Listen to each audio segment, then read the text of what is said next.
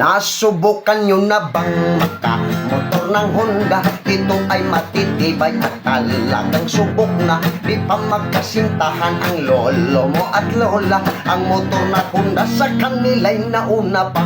Dahil ang Honda ay ng mga dalaga.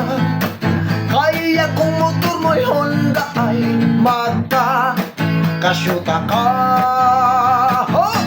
Kaya kung kayo boys kumuha na ng Honda, wag nang mag-alinlangan kung hanap nyo ay syota. Dahil pag tumagal ang Honda ay umiinit, lalong bumibilis ang girl sa'yo'y kakapit.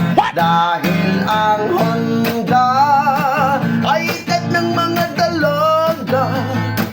Kaya kung motor mo'y Honda ay magkakasyuta ka. Huwag kang mag-alala, ang Honda ay di mahina. Di tulad sa ex mo na iniwan ka ng bigla. Ang tibay ng Honda ay forever mong kasama, hanggang magkaanak kayo at magkaapo pa. Dahil ang